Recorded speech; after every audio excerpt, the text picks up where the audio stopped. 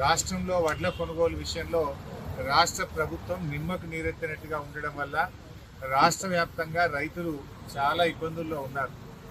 ఇప్పటి వరకు కొన్నది కేవలం 5-6 లక్షల మెట్రిక్ టన్నులకు మించి ప్రభుత్వం కొనలేదు. కొంటామని చెప్పిందేమో 85 లక్షల మెట్రిక్ టన్నుల వడ్లు కొంటామని చెప్పి అంతా 5-6 లక్షలకు మాత్రమే ఈరోజు రాష్ట్ర ప్రభుత్వం పరిమితమైంది. ఈ కొన్నదానికి కూడా ఇంకా రాష్ట్ర వ్యాప్తంగా దాదాపు 1400 కోట్ల రూపాయల బిల్లులు వడ్ల పేమెంట్ పెండింగ్లో ఉంది.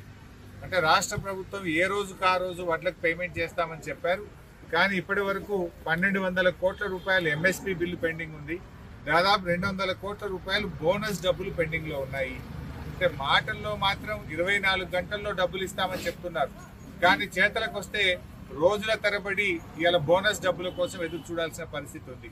పోయిన యాసంగి బోనస్ పైసలు ఇప్పటిదాకా 1 రూపాయి కూడా ఇయ్యలే. పోయిన యాసంగికి సంబంధించిన 1200 కోట్ల రూపాయల బోనస్ డబ్బులు రాష్ట్ర వ్యాప్తంగా పెండింగ్ లో ఉన్నాయి. నేను రాష్ట్ర ప్రభుత్వాన్ని, ఉత్తమ్ కుమార్ రెడ్డి గారిని డిమాండ్ చేస్తా ఉన్నా, పోయిన యాసంగి బోనస్ డబ్బులు వెంటనే విడుదల చేయండి. వడ్ల కొనుగోలు ప్రక్రియ వేగవంతం చేయండి. రాష్ట్ర వ్యాప్తంగా చలి చాలా ఎక్కువగా ఉంది. పాపం రైతులంతా కూడా రాత్రిపూట వడ్ల కుప్పల దగ్గరనే కావలి గాయాల్సి వస్తూ ఉంది.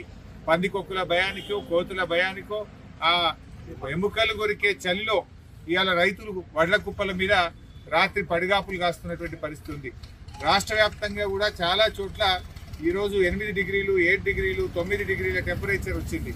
అంటే చాలా చలితో ప్రజలందరూ కూడా ఇబ్బంది పడతా ఉన్నారు. ఈ ప్రక్రియ వేగవంతం చేయండి. ఇంకా కూడా కొన్ని పీపీటీ సెంటర్లు రాష్ట్ర వ్యాప్తంగా ఓపెన్ కూడా చేయలేదు ఇంతవరకు. ఇంకా సెంటర్లు పూర్తిగా ఓపెన్ చేయండి. కొనుగోలు ప్రక్రియ వేగవంతం చేయండి.